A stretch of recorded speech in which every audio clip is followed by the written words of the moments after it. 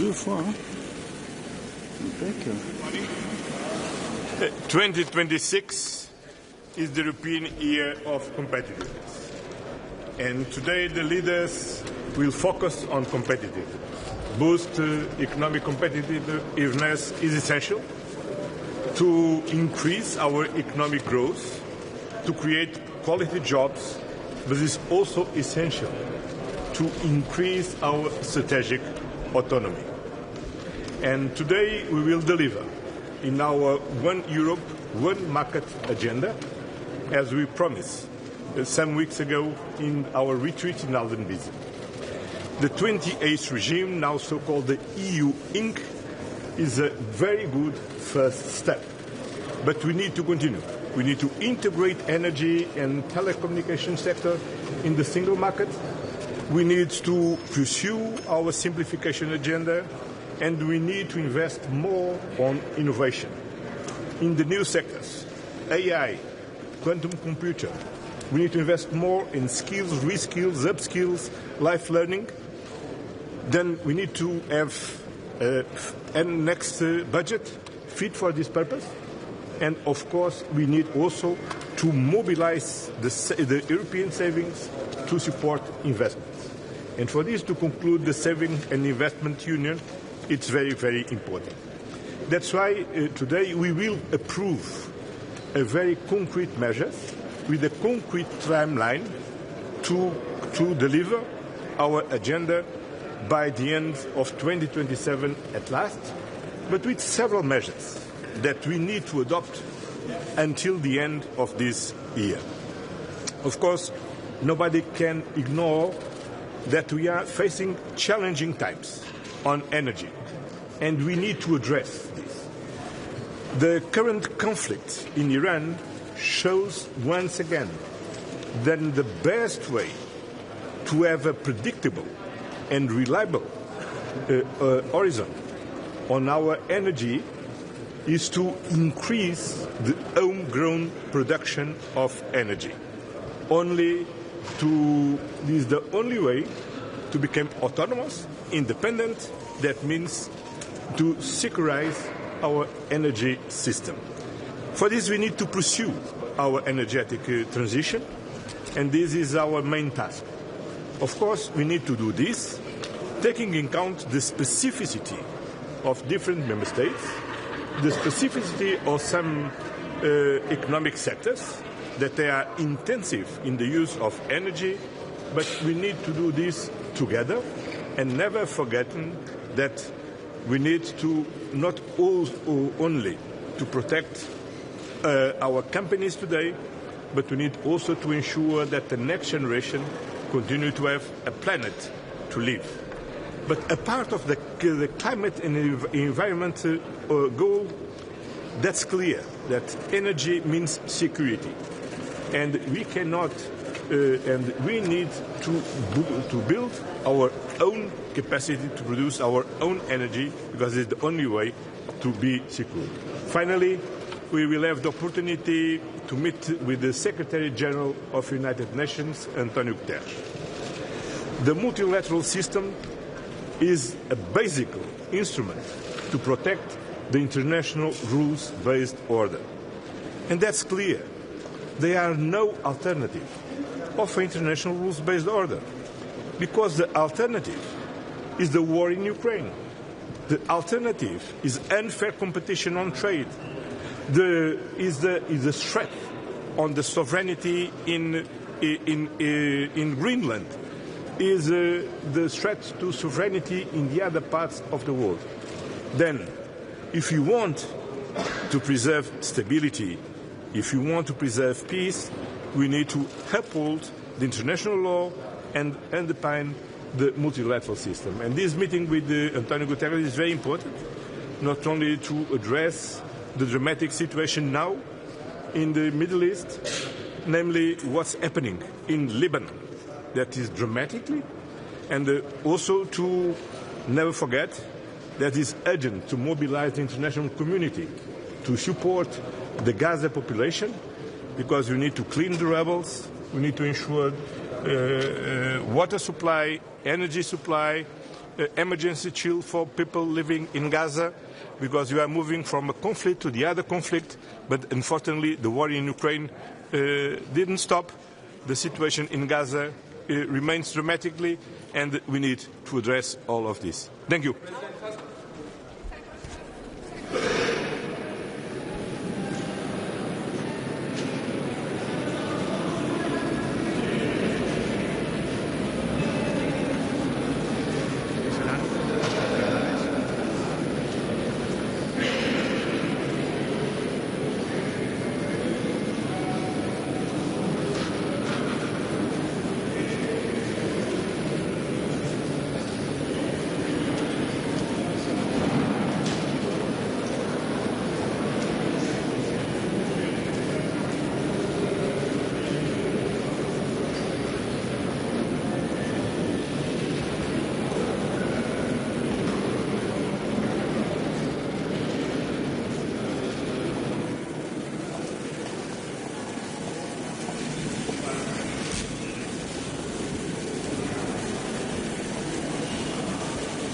Last night we were celebrating, at least some of us. Oops. I helped the media. So you can't get a better service like this one. So last night some of us were celebrating, many of us actually, of European leaders were celebrating the 50th anniversary of the European People's Party. And it reminded us what a marvelous project Europe is. It was created after the Second World War to have peace. We did the enlargement 20 years ago to strengthen democracy. And we often forget that because we have the European Union, we are living in peace and in democracy. And when I look at the world today, this is even more important than ever before. So we should, first of all, think about what we have achieved and what we have to defend. And therefore, I'm very concerned about the world around us. But I'm very confident that Europe, the European Union, can find a positive solution to many of these situations. We have a very worrying situation in the Middle East. This has an impact on all of us in security terms, in energy terms. But again, we have to, together, to protect our people, to make sure that we help each other, we help and protect our populations, and that is what we are doing, and that is why it's very good that we see each other today to exchange views on how we can move forward. Again, protecting the European project as a project of peace, prosperity and stability. We seriously we condemn the attacks on the Gulf states. I mean, these are countries that are our partners. We know them well. We depend on them for fossil fuels, and we do not like them to be attacked by Iran or by anybody else. And we must make sure that there's a de-escalation in the region. We also have to think of the Iranian people. They have suffered for 40 years. This situation probably cannot be changed by force, but we nevertheless need to keep them in our mind and to support them so that they can freely decide by whom they are governed, and certainly that this dictatorship in Iran finds an end. So diplomacy and support for the Iranians, for the Iranian people, is very important. We should also not forget Ukraine. So we have both in the Middle East and in Ukraine a terrible situation. And again, Europe is there to support stability and peace. And we will continue to support Ukraine. I look forward to listening to President Zelensky later on. They need to get the financial support, the military support, the humanitarian support, and we will not forget them. And in general, of course, I hope we also find sufficient time to discuss competitiveness, because if we want to have peace, stability, we also need to have an economy that works, that brings about the prosperity for our people, and therefore we must make progress on the capital markets union, we must make progress on the simplification, we must make progress on the new idea of the 28th regime, a more simple corporate law for companies. And I'm convinced that the three institutions will make progress on that in the coming months. So a lot on the agenda. All is a little bit linked, but again, Europe is a marvelous project, because without the European Union we would not have this peace and prosperity that we enjoy, while we want to spread it, and international law is of course necessary to have that peace and stability also around us, because without peace around us, our democracies, our stability, our peace is also threatened. We are not at war, but we are certainly not at a full speed peace as we would like to have it. Wie wütend sind Sie auf Herrn Orban, dass schon wieder ein EU-Vorhaben? I see the strengths of the European project, and I think that at 26, if somebody is blocking, we can always move forward. That's what we have done in the past, and we should focus on our strengths and not on the blocking factors. Do you think there will be a solution before the Hungarian election? I hope so. We will discuss that, and certainly we can support Ukraine also in the meantime. This is something that probably will be solved in the near future.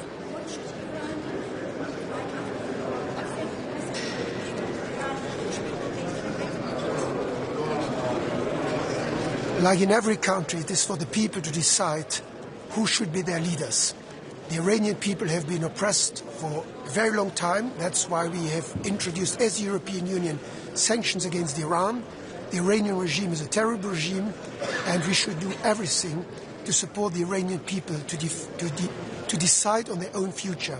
We have that privilege, and we hope that others in the region around us also can have that privilege. Should the European Union help the U.S. in the Strait of Hormuz in exchange for financial aid for Ukraine from the U.S.? This is a conflict that we have not started. We have not been involved. None of the European countries have been involved, and we don't want to get drawn into a conflict that we have not been consulted about.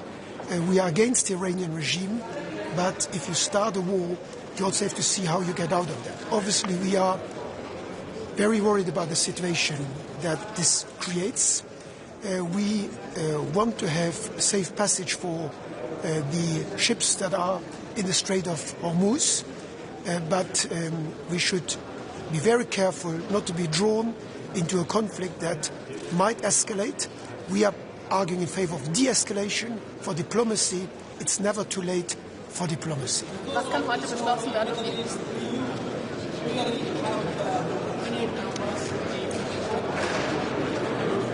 That depends on the length of the war, of the crisis. We see already now an impact on the prices, but for now we still have necessary reserves.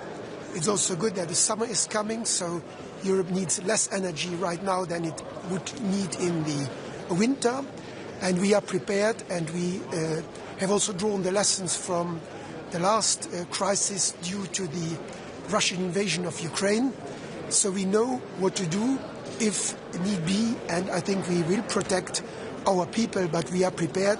And I think it's again an important message to all of us to continue the production of renewable energy. I think a lot of countries, including my own, have made progress on that to become less dependent on fossil fuels. That we must continue independent of this war, but even more due to this terrible situation in the Middle East. Was können Sie heute beschließen, um diese Energiepreise kurzfristig runterzubringen? Also das war erneuerbarer sehr langfristig. Ich glaube, man muss immer die langfristige Perspektive auch im Blick haben. Erneuerbare Energien sind absolut notwendig. Kurzfristig, glaube ich, sind die Maßnahmen vor allem auf nationaler Ebene zu suchen. In meinem Land, Luxemburg, haben wir diese Maßnahmen schon vor der Krise genommen. Wir haben die Steuern auf das Minimum gesenkt und wir haben die Netzkosten übernommen. Das hilft den Unternehmen, das hilft den Menschen. Und deshalb sind wir eigentlich schon als Luxemburg relativ gut vorbereitet. Und wenn noch notwendige Maßnahmen sind, dann, glaube ich, müssen sie gezielt dort eingesetzt werden, um den Leuten mit kleinen Einkommen zu helfen. Aber das sind in meinen Augen vor allem nationale Maßnahmen, die da spielen müssen. Vielen Dank. Danke.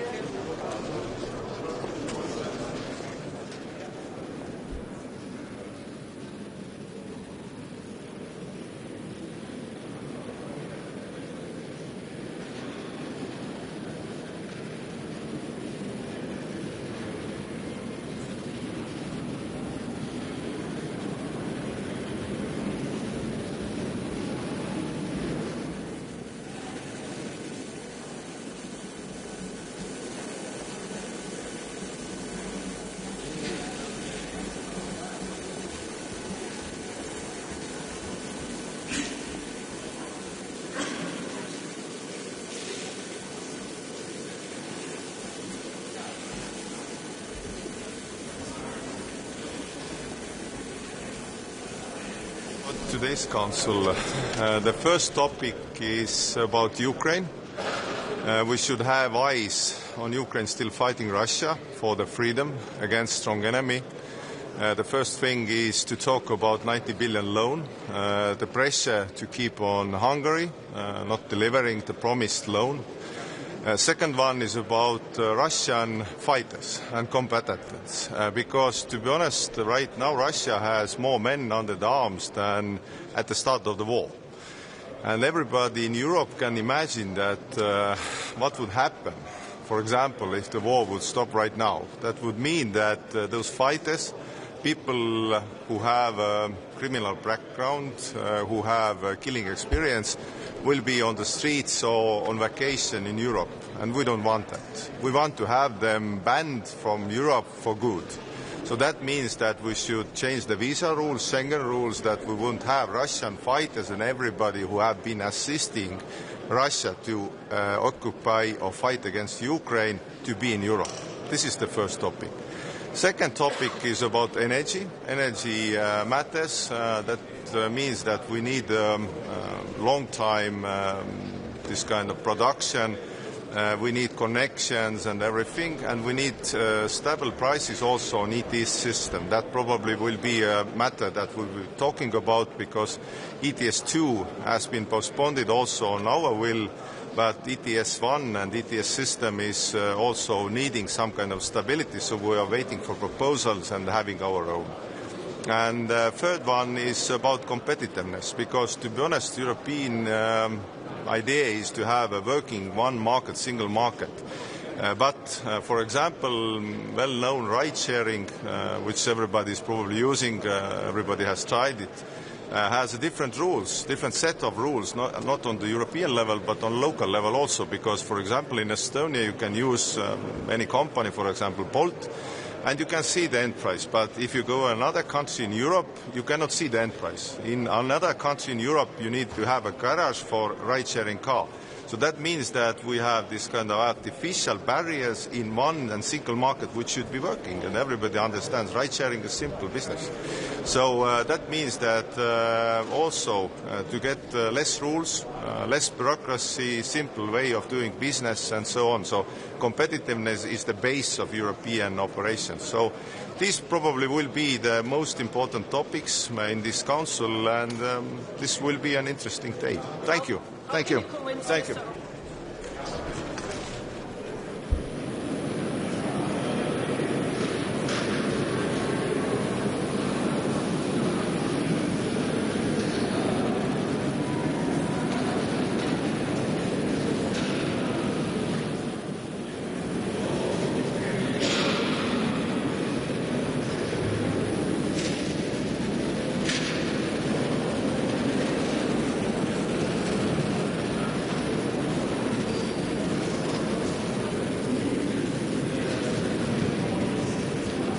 We have a long agenda today, of course, very important topics like energy and single market, but from my competencies, it is, of course, what is happening in the Middle East and Ukraine.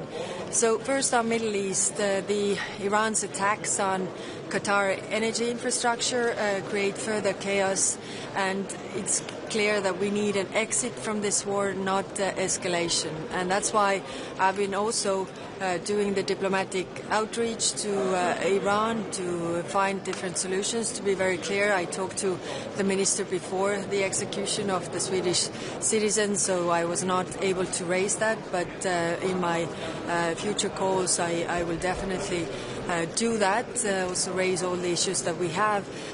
We have United Nations here today, and we are also working closely with them to find a safe passage for the ships via the Strait of Hormuz, because it's really a problem for especially Asia as well as Africa, that the oil, gas, but also fertilizers and food does not move from the Strait of Hormuz because it's not safe at the moment. Then, of course, Ukraine we will discuss today, and the big question in the room is the support loan. How can we proceed with the support loan that was agreed already in December by the leaders, and it's really time to show our support to Ukraine, because the war in the Middle East is connected to the war in Ukraine, and unfortunately Russia is gaining from the war in the Middle East. So that's why, I mean, exiting or ending this war is equally important to have a solution also for Ukraine that is not complete surrender to Russia. Do you think there'll be a solution to the Canadian election? Well, let's see. I'm not very optimistic, but I know that President Costa is really working hard to find a solution also with Viktor Orban. There are alternatives, but let's see how this goes, and really it also needs political courage from all of us. Do you expect new information from the technical issue in Ukraine at the moment that you can put in on the state? Well, if that helps to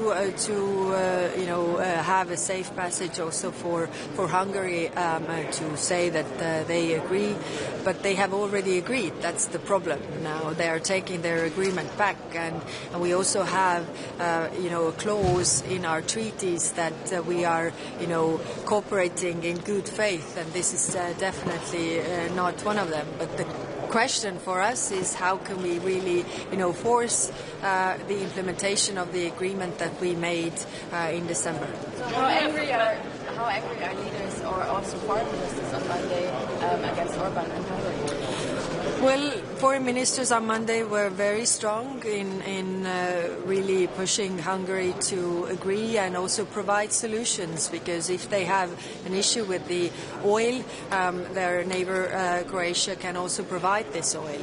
So it was a constructive approach, but I guess, in the time of elections, people are not that rational. Do you have a plan B, like maybe a coffee break from the start? As I said, President Costa is working with solutions. I was talking to him yesterday as well, and let's see how we find a passage out. The German foreign minister said we don't know if the war in the Middle East will be over because Israel and U.S. they didn't tell us anything. So you know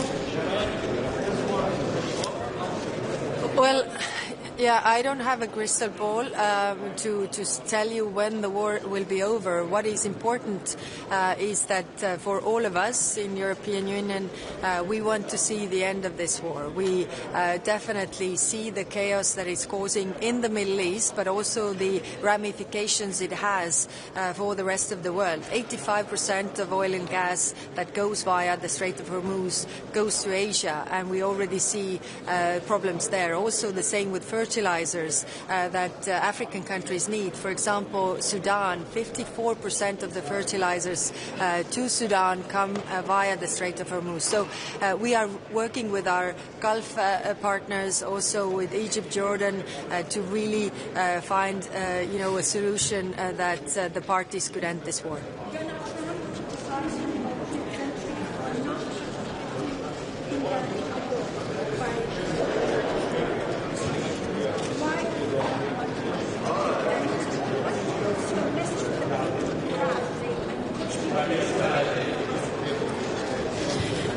Yes, the discussions that we had on Monday with the foreign ministers were about our Operation Aspides, that is in the region already with the ships guarding the safe passage through the Red Sea.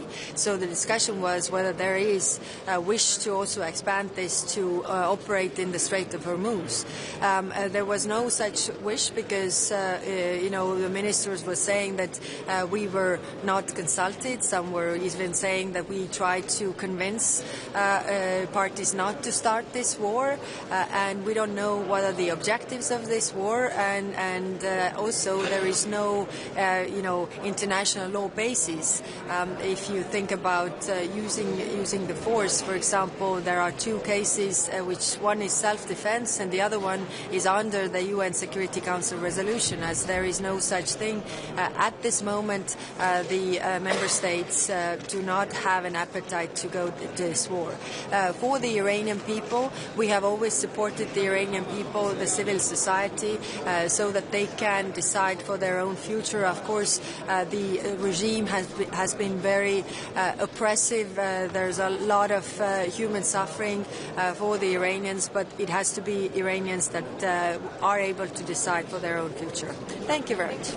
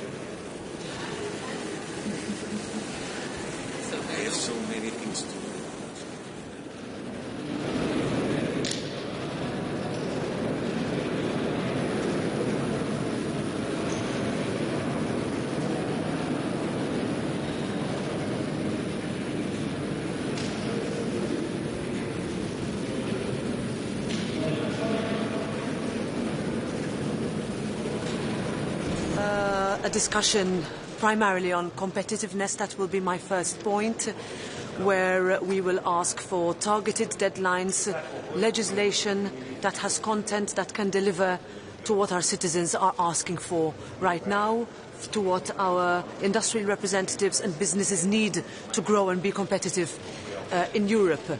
I will also say that speed cannot come at the cost of democracy or legitimacy. Parliament will never be a rubber stamp, and therefore we take our role as co-legislator extremely seriously, as we've always done, but more importantly than ever now as we go into this very high-intensity legislative phase. I will also talk about the fact that geopolitics and competitiveness are in a way two sides of the same coin, with energy prices running at skyrocketing prices. We need to first of all recognise that the efforts that we made to accelerate our connectivity between grids, to make sure that we have predictability with regards to storage and reserves, these decisions actually have helped us to also be able to take into consideration the constant shocks that we are seeing right now, especially with the closure of the Strait of Hormuz. We will also make the point that if we want to be independent, we also need to address the short-term concerns of our citizens. Rising prices will have a direct impact on their bills. And decisions that we take today in the European Council will send the strongest of political messages that our economic strength right now will also go into the courageous decisions that we will take for citizens to feel that their leaders are taking into account their very, very daily and necessary and real concerns. Lastly, on Ukraine, our economic strength as Europe needs to go towards further investment of our security, and therefore our constant, unwavering support for Ukraine and the appeal for the 90 billion loan to be resolved and actually go towards helping Ukraine win this war is something that I will make very clear towards the end of my intervention. Excuse me, say it again.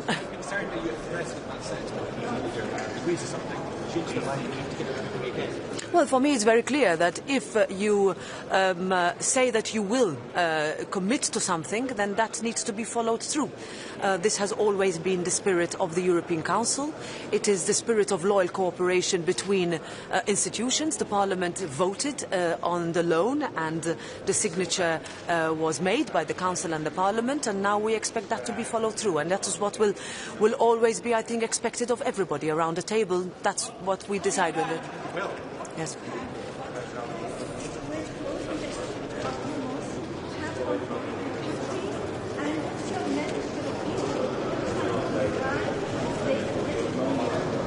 Well, first of all, we will continue to ask for de-escalation.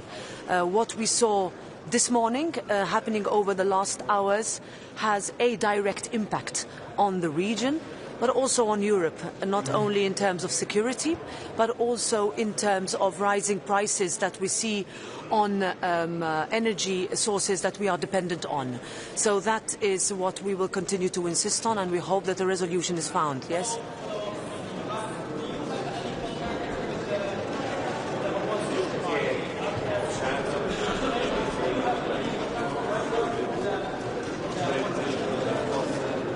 Well, there will be a meeting with opposition leaders in the European Parliament in April. What I can tell you also is that the Parliament led on listing the IRGC as a terrorist organisation in January, and that's why we welcomed the decision by the Council at Foreign Minister level at the time for that to be done. We also want to send a message of full solidarity with the people in Iran that have for 47 years asked for dignity, asked for liberty, asked for their life to be protected, and that is what we will continue to ask for and state for. Thank you very much.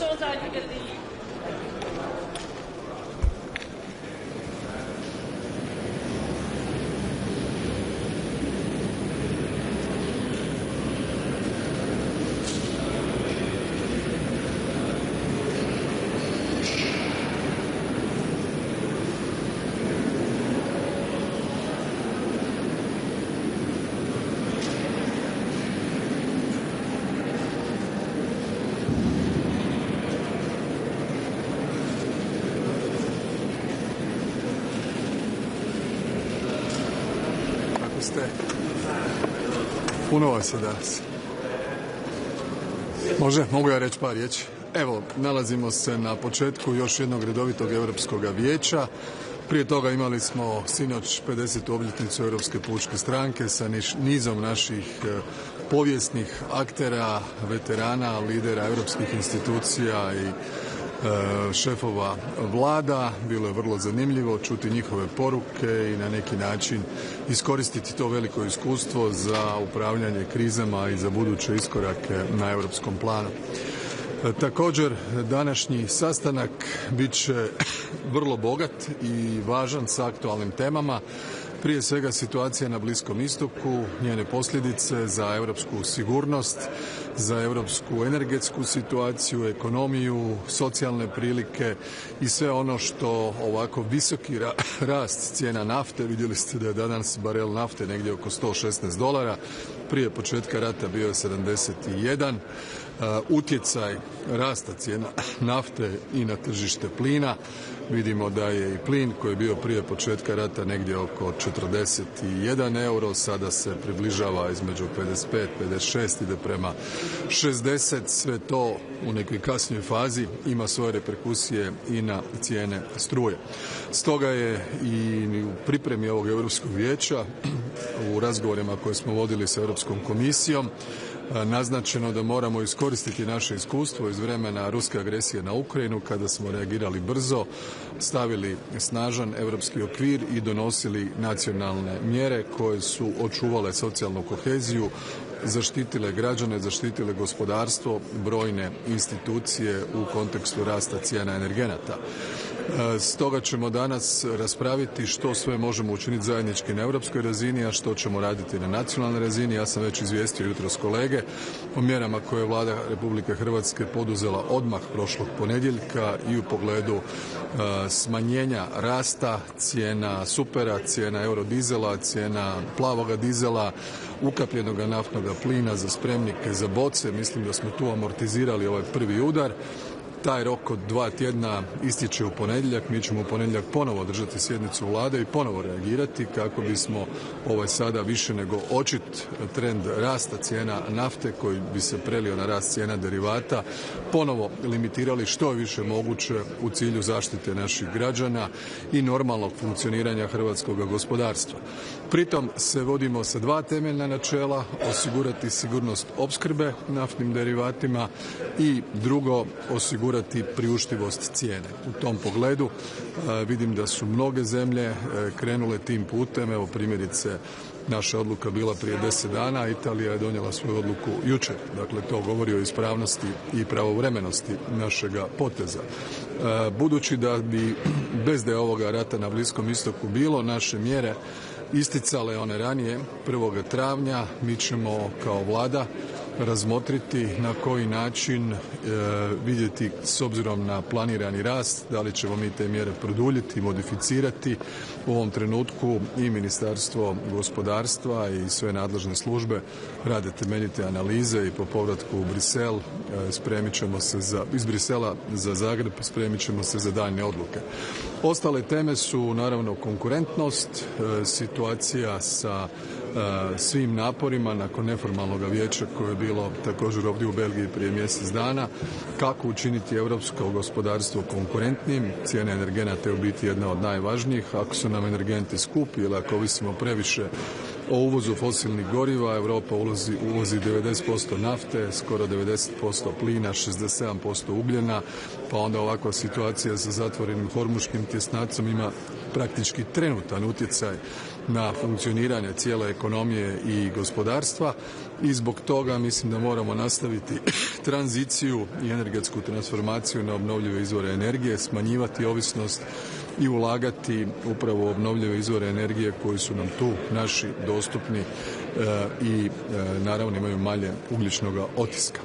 Razgovarat ćemo i o situaciji u Ukrajini. Kao što vidite, situacija je jasna u pogledu stava Mađarske koja nastoji sada onemogućiti već donesenu odluku o zajmu od 90 milijardi eura za Ukrajinu, o kojem smo postigli konsenzus u prosincu, od čega je 60 milijardi za obranu Ukrajine, 30 milijardi za funkcioniranje države u razdoblju 26-27. Razlog bi trebao biti štete koje su nastale u ruskim napadima na naftovod Družba.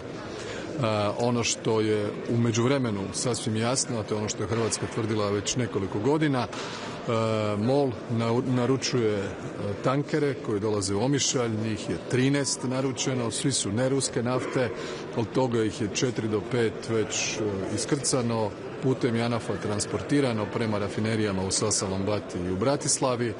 Ukupna količina nafte koja je otišla otprilike 1,5 milijuna tona u mjesec dana.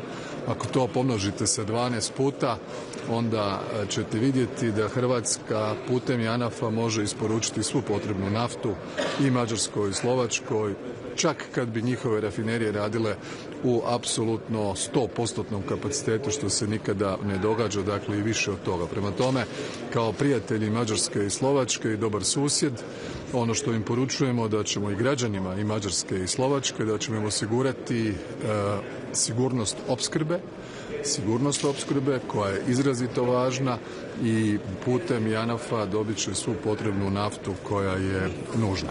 Ono što je smisao onih paketa sankcija i 2022. bila je da se da jedno vrijeme tranzicijsko, da svi de facto se reorijentiraju na naftu koja je ne ruskoga porijekla, a mi ovim dokazujemo da tu naftu možemo transportirati u nama dvije prijateljske zemlje. Evo, to je otprilike ono što je najbitnije, bit će još nekoliko drugih tema, ali Bliski istok, Ukrajina, konkurentnost su danas u fokusu.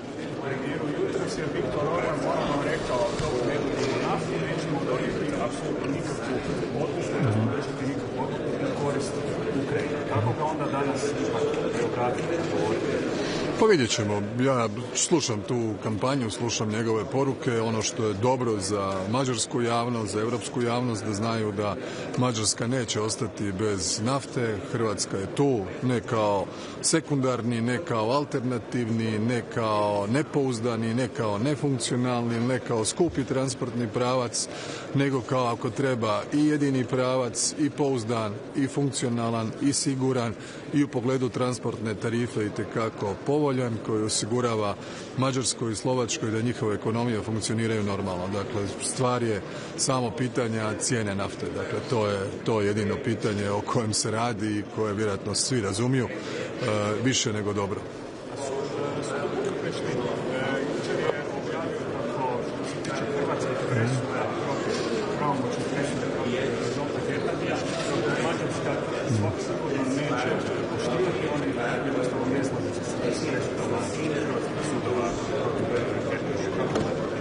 Ne znam ništa o tome.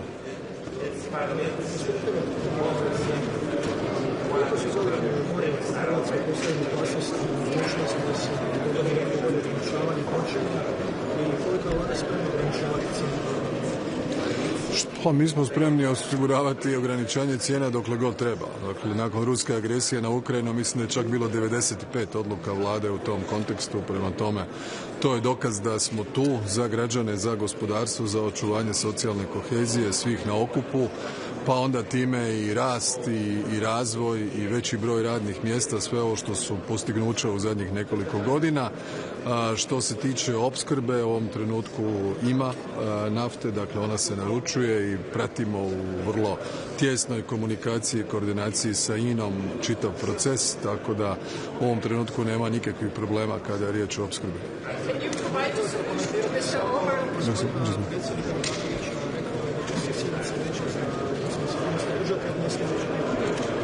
Vidjet ćemo. Nije žurba, šta, ovo je samo još jedan rat. Dakle, za razliku od njega, moje inicijative za sastancima Vijeća za nacionalnu sigurnost i Vijeća za obranu dolaze u trenucima kada su velike globalne krize koje imaju utjecaj na nas. Tako je bilo od 24. veljače pismenim putem kada je ruska vojska napravila invaziju na Ukrajinu, pa i tad nije bilo potrebe da se nađemo. Sada imate veliki rat na Bliskom istoku oko kojeg cijeli svijet treperi. Dakle, u ovom trenutku raste cijene nafte na $116 po barelu, za 50% raste cijene plina, rasti će onda cijena plina za sve subjekte, rasti će cijena struje, ali nema veze, ima vremena. Naćemo se kad bude. Dakle, vrlo je bitno da javnost razumije tu poruku. Znači, mi potičemo, iniciramo sastanak kada je stvarno bitno i kada smatramo da postoje razlozi zašto je bilo dobro da se i to tijelo nađe. Ali budući da sastanka neće biti, mi ćemo raditi svoje kao što radimo i do sada, štititi građane i gospodarstvo, pa kad završe izleti, možda sastanka i bude, a možda i mi ne budemo imali vremena u budućnosti. Please. We are already providing. Croatia has its Adriatic pipeline. The oil terminal is on the island of Krk. The pipeline is fully utilized now. It has already received orders from Hungarian oil company MOL for 13 tankers. 4 of those tankers have landed in Croatia. The oil from the tankers has been put in the tanks, later on in the pipeline, and transported to refinery in Sasalombata in Hungary or Bratislava in Slovakia. The capacity so far was 1.5 million tons, which means if you multiple in a month 1.5, multiple 12, it's very easy. It goes beyond 13 million tons, and the current total capacity, if both refineries in Sasalombata and in Bratislava operate every day, full time, their maximum capacity is now around 11 million tons, which means that Croatia can provide energy security and supply of oil to Hungary and Slovakia, even when Družba is not functioning. So as a friend, as a neighbor, as someone who wants to partner with our long-standing historic friends, Hungarians and Slovaks, we are here for them, for their citizens, for their economy, to provide them the oil they need. What was the answer, Mr. Orban?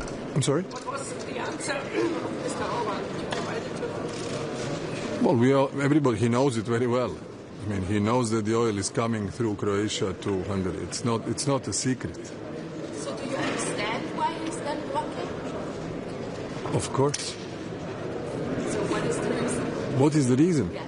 The reason is that the European Union has in its restrictive measures packages back from 2022 decided to gradually shift from being supplied by Russian fossil fuels, by Russian oil, and turning to other sources of supply. As you may be aware, there is a difference in the price of oil that you buy on the market from somewhere else compared to the one that goes through pipeline only from Russia via Ukraine to Slovakia and Hungary. And the difference in price, they say, it's 30% less. So perhaps this gives you a pretty solid answer where the problem lies. Thank you very much. See you.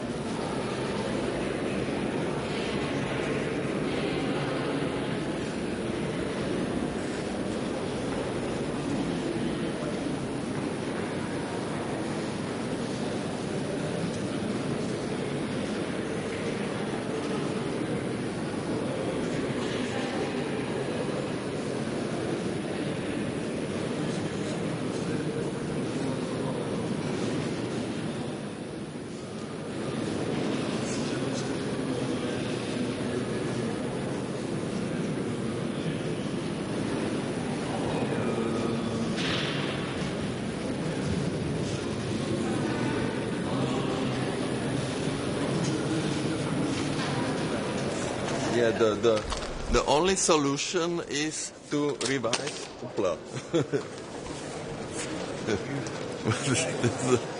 Maybe I can help you. Is to revise the ETS 1 system. This is the quickest solution. So we are discussing about competitiveness since Albert Wiesen, and so many proposals, single markets and capital union and energy highways and technologies. But all these measures will take a lot of time. And the only one which we are proposing is to exempt the intensive energetic industry from the ETS 1 system. This is the only way. Are you going to convince Mr. Orban to change his mind when you frame them? No, I am not going to convince Mr. Orban. This is his issue, not mine. I am here to fight for the European industry. And we are losing time. And it was very funny to hear now at the breakfast about illegal migration that after 10 years, all member states which were welcoming migrants wake up. And they said, we cannot repeat 2015. 10 years already. And now everybody is asking to close borders. So it's very funny to hear it, what we were saying in 2016. Now the other member states have the same opinion. So I hope that it will be not the same situation with energy prices, because we are seeing what is happening in Iran, in Qatar, everywhere, and this is a big problem for Europe. On the ETS, what exactly, what industries exactly you want to exempt? The free allowances? Yes, accept them from the system of allowances, because the Commission said in 2020 the forecast for the price of ETS 1 was in 2030 26.50, and we had in January 87. So the Czech industry paid 13 billion euro for ETS allowances. So this is, of course, destroying industry. And Draghi report was saying clearly that the metallurgical industry and other industries are losing capacities, and of course they are not in competitiveness against China and the United States. Thank you.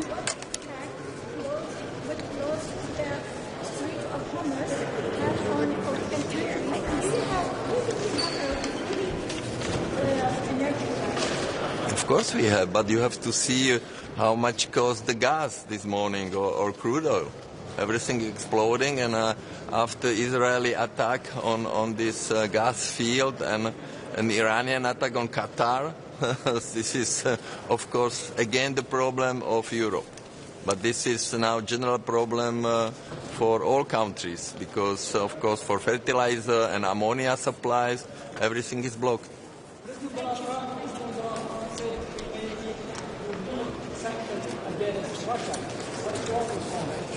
So we have to discuss it within, European Council has to discuss it. So we'll see. But what we want in any case is as soon as possible the revision of ETS 1 system. And the forecast of Commission was completely wrong. And according to this forecast, we are now in the year of 2042. And this we can change quickly. So thank you. Thank you very much.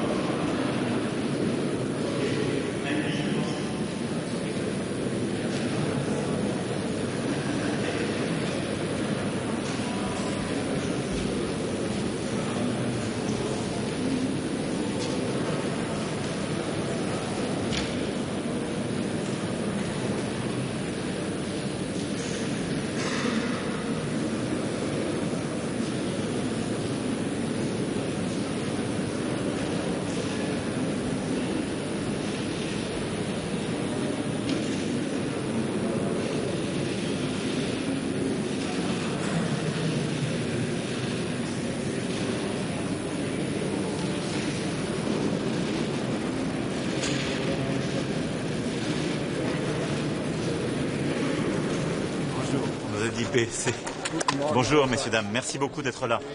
Je vais vous dire quelques mots avant ce Conseil européen. D'abord, nous allons évoquer pendant ce Conseil les questions de compétitivité suite à la retraite stratégique que nous avons effectuée il y a quelques semaines. Là-dessus, le cap que nous défendons est clair, les conclusions de ce Conseil sont tout à fait bonnes. Nous voulons plus de simplification, un approfondissement du marché unique européen pour aller plus vite, pour être plus compétitif. Nous voulons plus d'investissements, en particulier en matière d'innovation, de recherche, de technologie. Nous voulons une diversification de nos partenariats qui est nécessaire dans le contexte géopolitique que nous connaissons. Et nous défendons une préférence européenne dans des secteurs stratégiques clés pour protéger justement notre capacité à innover ou les capacités de production que les Européens ont. Le texte reflète ces priorités avec un agenda clair et des résultats dans les semaines et les mois qui viennent. Le deuxième sujet sur lequel je souhaitais insister, c'est la régulation des questions numériques.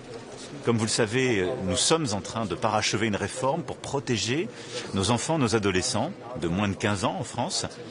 Et il reviendra à la Commission européenne de prendre les dispositions pour pouvoir vérifier l'âge. C'est sa compétence. Nous avons une initiative que plusieurs États membres poursuivent. J'ai pu écrire aussi à la présidente de la Commission à cet égard. Et c'est un point important sur lequel nous avançons à plusieurs. Parlant des questions de régulation des réseaux sociaux, de l'intelligence artificielle, je défendrai dans ces conclusions et lors de cette session aussi la lutte contre les interférences et les manipulations de l'information. Il y a à chaque élection aujourd'hui en Europe des interférences qui troublent les processus électoraux. En ce moment même en Slovénie, le Premier ministre Golob, qui est en train de faire campagne pour avoir un nouveau mandat du peuple slovène, a été victime d'interférences caractérisées, de fausses informations et d'interférences de pays tiers. J'en ai parlé avec lui hier soir et ce matin. Les Européens doivent absolument se mobiliser pour protéger nos démocraties de ces interférences. C'est une nécessité, c'est ce bouclier démocratique dans lequel nous croyons. Nous aurons ensuite l'occasion d'évoquer évidemment la situation en Ukraine, d'abord parce que nous parlerons avec le président Zelensky. Et là-dessus, les choses sont simples. Je voudrais insister sur 2 points. Nous devons d'abord mettre en œuvre le prêt de 90 milliards d'euros qui a été décidé en décembre dernier. C'est une décision qui a été prise par les chefs d'État et de gouvernement. Elle doit être mise en œuvre. Et nous devons accroître nos capacités de production militaire. C'est ce que nous défendons depuis des mois. Nous avons mis les instruments en place parce qu'on sait que nous-mêmes, pour notre sécurité, et les Ukrainiens, auront besoin de plus en plus de production européenne dans le contexte actuel. Le troisième sujet que nous évoquerons est évidemment la situation au Moyen-Orient. D'abord par une discussion avec le secrétaire général Guterres, qui nous permettra de revenir aussi sur la situation humanitaire à Gaza, que nous ne devons pas oublier et pour laquelle nous devons rester mobilisés. Et puis nous défendrons évidemment une désescalade, un retour à la stabilité au Moyen-Orient. Je voudrais dire ici qu'hier j'ai eu l'occasion d'échanger avec l'émir du Qatar, qui a été directement frappé et les capacités de production de gaz ont été frappées. Plusieurs autres pays du Golfe ont été frappés pour la première fois sur leur capacité de production, de la même manière que l'Iran avait été frappé le matin. Cette escalade est inconsidérée. J'ai pu hier ensuite parler avec le président Trump et il a, dans la nuit, lui-même appelé à cesser tous ces bombardements et ces attaques contre les infrastructures civiles, gaz, pétrole, mais aussi eau. Et je veux dire ici, nous défendons l'idée d'un moratoire sur les infrastructures civiles, les personnes civiles dans ce conflit, et une désescalade rapide. Et alors que la région entre dans une période de fête religieuse, je pense que tous les esprits devraient se calmer et le combat devrait stopper au moins pour quelques jours pour essayer de redonner une chance aux négociations. Et c'est un point absolument clé, là aussi, de notre agenda. Et donc la France défend, comme à chaque fois, le retour à la négociation, le retour au dialogue, la désescalade dans la région. Voilà ce dont nous allons parler. Évidemment, nous aurons aussi l'occasion d'évoquer beaucoup d'autres sujets, les questions migratoires. Nous aurons un sommet zone euro, mais c'était les points essentiels que je voulais aborder dans ces propos introductifs. Oui. Est-ce que vous avez le sentiment qu'un accord là-dessus peut se dégager et surtout est-ce que vous avez soumis des laboratoires iraniens? On est en train de le faire, j'espère que ça aboutira. Comme tous, je le savais, cela ne dépend pas de nous.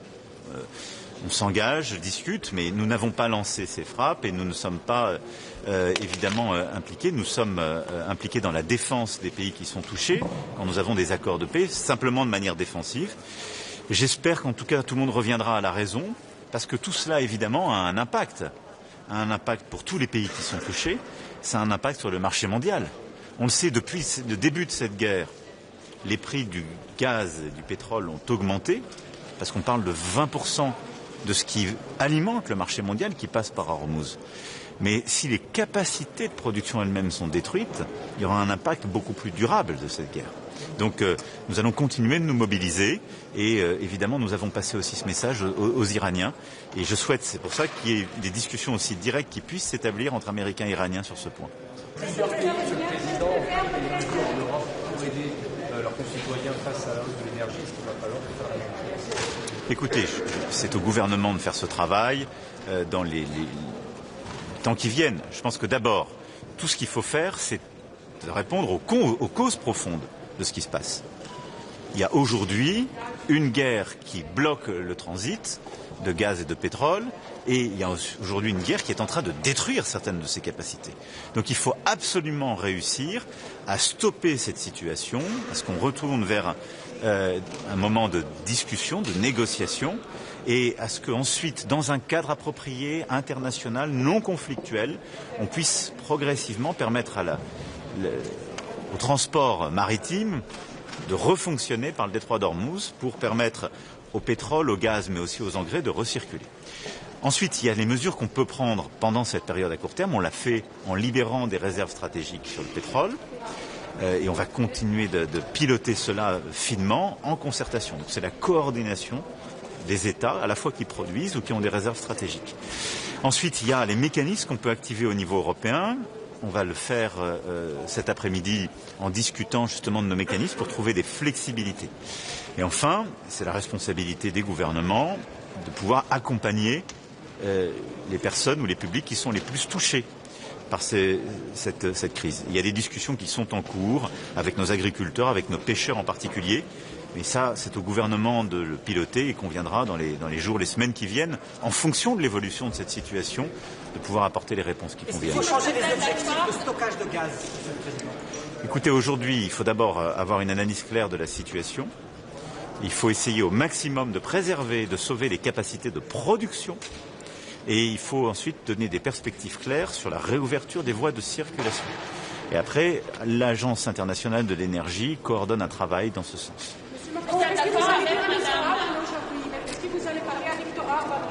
Je parle à chaque fois à Viktor Orban et je souhaite, nous, qu'on avance sur le soutien à l'Ukraine, qui en a besoin, et qu'on tienne notre parole sur les 90 milliards d'euros de prêts. Plusieurs Français ont été arrêtés à Dubaï parce qu'ils ont filmé la guerre. Est-ce que vous avez des nouvelles d'eux et que fait la France? Nous sommes dans une discussion avec les autorités, évidemment sur le plan administratif et judiciaire, pour que leur situation soit réglée. Nous avons lancé les démarches avec notre ambassade et l'ensemble des équipes pour que nos compatriotes, d'abord que la situation soit clarifiée et que nos compatriotes puissent être justement libérés dans les plus brefs délais. Une question sur les municipales en France. Vous avez été accusé par un candidat socialiste à la mairie de Paris d'être intervenu personnellement sur la candidate Sarah Knafo pour qu'elle se désiste.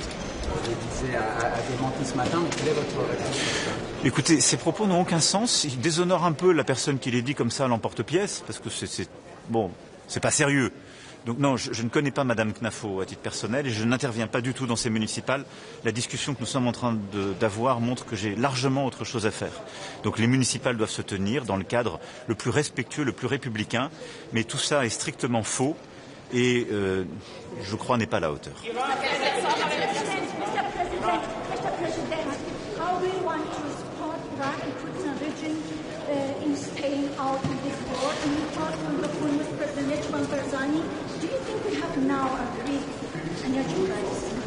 Look, first of all, mentioning Iraq and the situation, I want to pay tribute to our soldier, Major Frion, killed by the pro-Iranian militias in Iraq.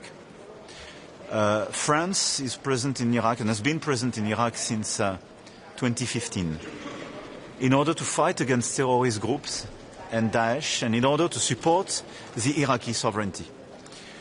We are very proud of this commitment in Baghdad, in Erbil. I had the occasion to speak several times with President Barzani as well with Prime Minister Soudani. And we stand with Iraq and with its sovereignty and its territorial integrity. What we ask is total clarity in the fight against any militias targeting French people and French soldiers, because these people are targeting de facto the Iraqis' interests, and they are spoiling the interests of Iraqi people.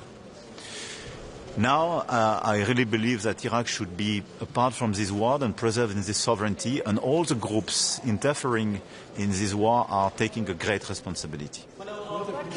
Je vais répondre peut-être. Est-ce qu'il y a d'autres questions sur la situation? Je vais rejoindre.